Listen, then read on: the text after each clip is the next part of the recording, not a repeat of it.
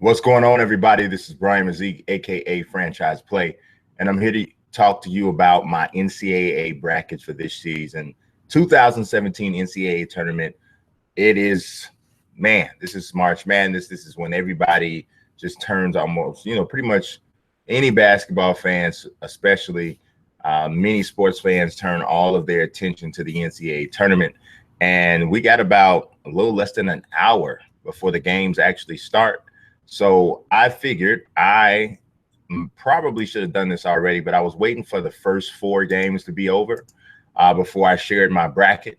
So now that those are done, I got my bracket and I did it on ESPN.com. So here it is. All right, let's see if we can make this a little bit larger for the folks who might be watching on their mobile device. I know it gets a little small there sometimes. All right, so that's as big as I can get it and not start cutting. I think maybe one more I can get it. And yeah, that's as big as we can take it without cutting out some stuff. All right. Uh-oh, I messed up. Oh, there we go. All right, so let's look at what region is this. We got the East and the Midwest up here. So let's start with the East. Villanova's been super strong all season. I feel like the most consistent team in the nation. As you can see already, they're not my pick to win it all. You probably already saw who my pick to win it all is. But I like Nova, obviously, to win the 116 matchup. I don't take all of these, just take them for granted, like, oh, this is just gonna happen. I do take a look at each one of these teams, and I'm looking and I try to see, is this a place where we can see an upset coming? I look at the top scorer for the team, even if it's the underdog. But I look at a lot of stuff like, I mean, let's be honest, most of the times we haven't seen some of these teams play. We might catch them in championship week when we're seeing the conference championship game, but some of these other games, a lot of times we haven't seen them play. So we're trying to break down things statistically and all of that, right? So I'm looking at things. Opponents' points per game is a big thing for me because that tells me a little bit about the defense. How well does this team defend overall? So, the Mount, they basically they slow it. Look, either they slow the ball down, they play a slower tempo, or they are playing some solid defense, averaging giving up only 68.6 points a game. But they have played four teams in the top 25, 4 games against top 25 teams. And they are 0-4 in those games. Coming from a much smaller conference, they're still only 14-4 in the conference, and they don't score. I mean, you see, they only score 68.3 points a game, so that tells me they slow it down. There's no way in the world they get enough offense to even. They're gonna get blown out. Oh, I messed up. Almost. Whoo! I changed that. Oh my God! Do I have to save that again because I don't want to enter anything? What did I change? Oh man, I almost changed this and was gonna be really upset because I didn't have it. Submit it again. All right, the bracket has been saved. Okay, whoo. Oh, I was gonna miss out my chance to win whatever it is you win when you do this thing, but it's crazy. But all right, so I had Nova obviously beating the Mount. Now we got Wisconsin against Virginia Tech. That 8-9 matchup is always difficult to pick. But I've watched Wisconsin quite a bit this year. Probably I might have watched Wisconsin as much as I've watched any other team in the nation, with the exception of like UCLA, and probably with the exception of UCLA. So Wisconsin is my pick here against Virginia Tech. I got Virginia coming out here. I love Virginia. I love the way they play. I always think that they're just a little short of really advancing deep. Now, my first upset is East Tennessee State over Florida. I love the way, East Tennessee State is a free-wheeling team. They are very athletic. They get up and down the floor. They haven't played top 25 teams this year, but what I'm looking at is these guys put some points on the board, almost just under 80 points a game. They're beating opponents by 10 points. They're playing great lately in the last 12 games. And Uh, in their conference, they're doing well, but I'm looking at Florida as a vulnerable team. When they play quality opposition, which I would say that East Tennessee State qualifies as that, they're only 1-4 against teams in the top 25. I like East Tennessee State to get that upset in this particular game. SMU, I love the way they defend. They play great defense. I think they beat USC, who had to get in, I believe, in the first 4 games. And then we got Baylor against New Mexico State. And I'm taking Baylor, even though I'm not super high on Baylor, as you can tell in the next round. Then we got Nova against Wisconsin. I'm taking Nova over Wisconsin, like Wisconsin, but I don't think they're going to beat Nova. Then East Tennessee State, do they upset Virginia? Nope. I got Virginia knocking them off. Virginia plays great defense, and I think that's the best way to avoid an upset is locking down on defense. SMU against Baylor, I got SMU moving ahead. And, I forgot the 2:15 matchup. Duke against Troy, I got Duke beating Troy. Duke against South Carolina, because I had South Carolina beating Marquette. I was really shaky on that one because I don't know. I could easily see Marquette winning that. That makes me nervous. But I'm going to go South Carolina, and then I'm going to have Duke knock them off. Now, we go back up here, Nova against Virginia. I got Nova knocking off Virginia. I think that game's going to be close and great, but I think they beat Virginia. And then we got Duke against SMU. I think Duke wins. I think Duke is coming on at the right time. I think Jason Tatum is coming into his own at the right time. His draft stock is going to shoot through the roof, and I think Duke is ready. And I got them beating Nova to go to the Final Four. Now in the Midwest, we got Kansas. Shouldn't have any problems at all in their first round matchup. I mean, I mean, come on. I mean, Kansas is a beastly team right now, 6-2 against the top 25 teams. I can't imagine them having any problems at all in their 1-16 matchup. 8-9 Miami against Michigan State, always a tough game again to pick. I really don't like Michigan State this year. Really down year for them, and I'm picking Miami. Iowa State against Nevada. I took Iowa State. Monty Morris, I love him as a point guard. I think he's one of the more underrated point guards in the nation. I like him. I've got them to beat Nevada. Now, Purdue against Vermont. I believe the Catamounts. I took Vermont here, and I'm going to kind of show you why. Look at the way this team defends. 61.6 points a game.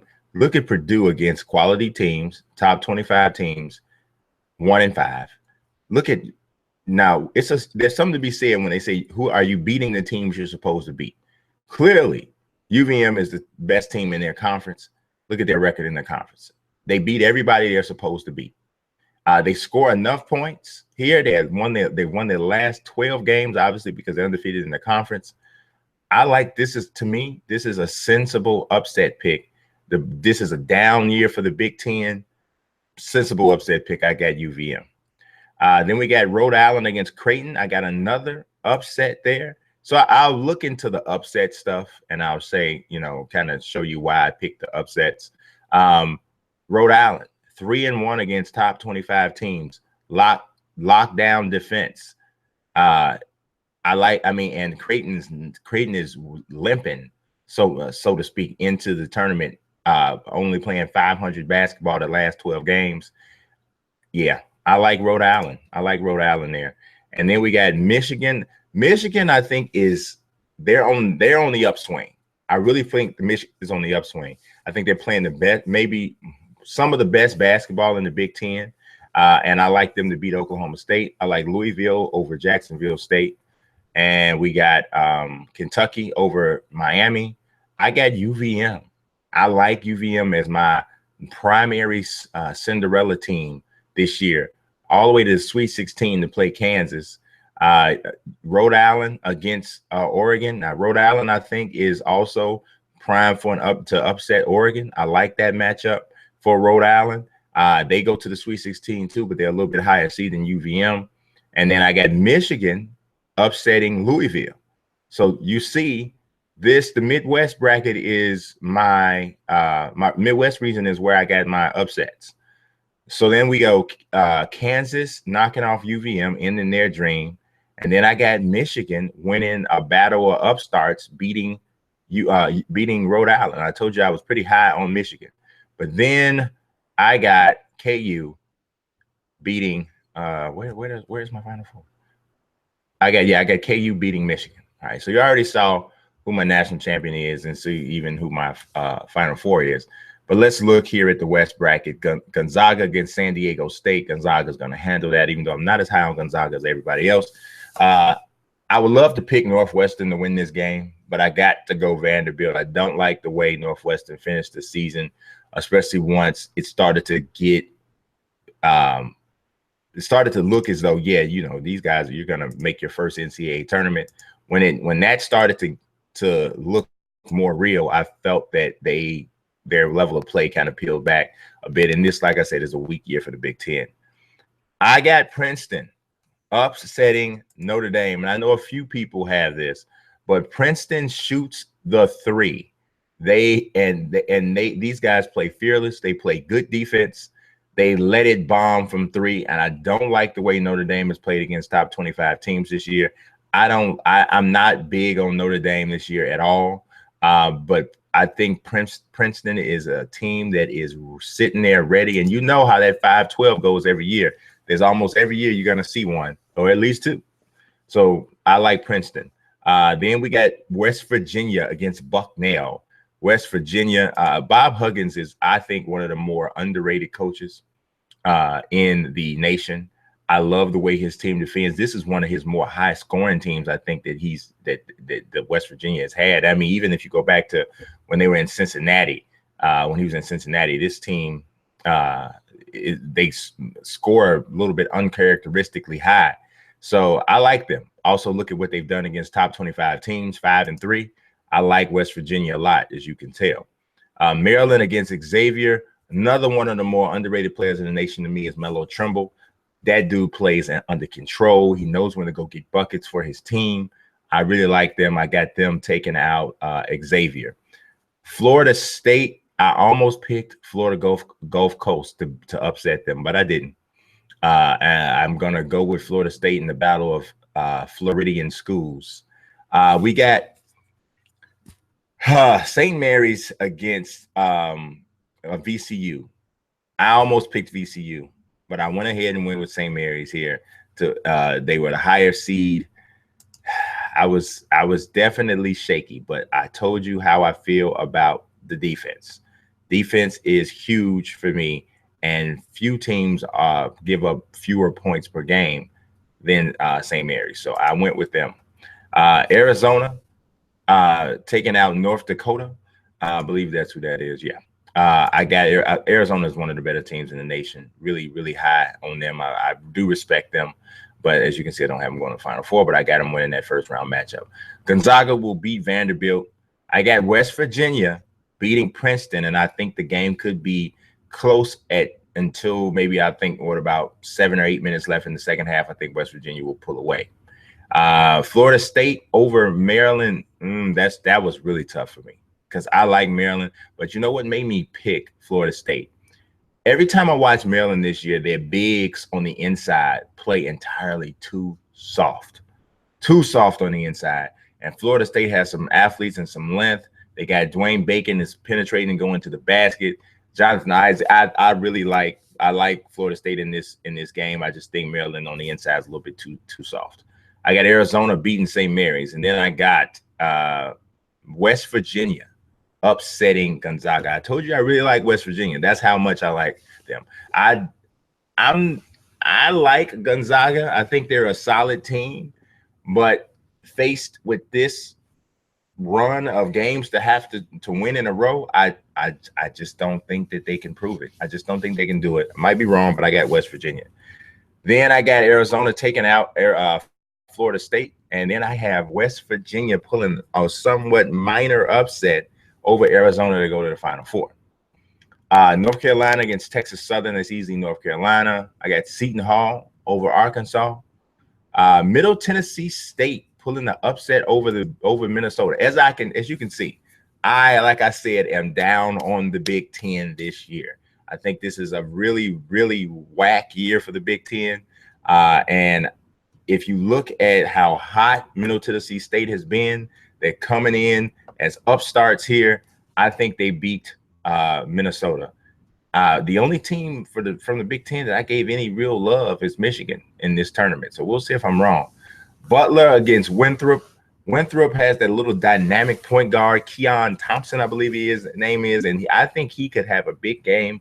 But Butler is too disciplined, too smart of a basketball team. I think they ultimately win, but I think Keon has a good game, but I think Butler wins the game. Let's see. We got Cincinnati. I got them over Kansas State. UCLA over Kent State. Kent State, to me, that's a really, the conference is not bad. I'm actually a little bit mad at Kent State, too, because they beat Central Michigan. I wanted to see Marcus King, but it is what it is. Then we got Dayton against Wichita State. I'm going with Wichita State. I'm very impressed with the way they've maintained legitimacy in that program over the last 7 to 8 years, and I like them over Dayton. Kentucky over Northern Kentucky, I believe that is. It doesn't matter. They're going to lose. It doesn't matter. They're going to lose. Even though Kentucky has not been great against top 25 teams this year, they have not. But I can't pick them to lose a 2-15 matchup. All right. So next we got North Carolina against Seton Hall. I am going with North Carolina there. I got Butler. We got Butler against Middle Tennessee State. I went with Butler. I think Middle Tennessee State's little Cinderella run is going to end after one game. UCLA over Cincinnati. This is a tough game. It's a different type of style for UCLA to play against, but I think they win. Now, UCLA, Kentucky. UCLA beat Kentucky early in the season already. I think Lonzo Ball and company crank it up as they get closer to an opportunity to win a national championship. They failed a few tests over the course of the season, most recently losing to Arizona in the Pac-12 tournament. But I think UCLA cranks it up. I think they beat Kentucky.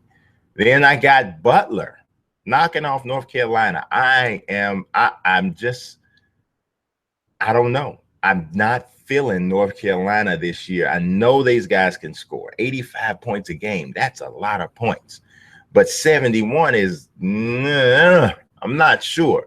I think Butler slows this game down, makes North Carolina play at their pace. And I think that they pull the minor upset. Then we got Butler against UCLA, and I got UCLA. You guys can already tell I'm riding with UCLA in this Final Four. So we got the Final Four is Duke, West Virginia, Kansas, and UCLA. And I got UCLA beating Kansas. That's huge. I mean, that's ginormous. And then I got Duke beating West Virginia. And then in the national championship, I got UCLA beating Duke 84-80. That's what I got. I could be wrong. I could be a lot of things. Is this a busted bracket or is it a brilliant bracket? I'm sure you guys are going to tell me over the course of this tournament. I appreciate you watching this video. Let's see what happens. Let's see if UCLA can make me look like a genius or a dope. God bless. Peace.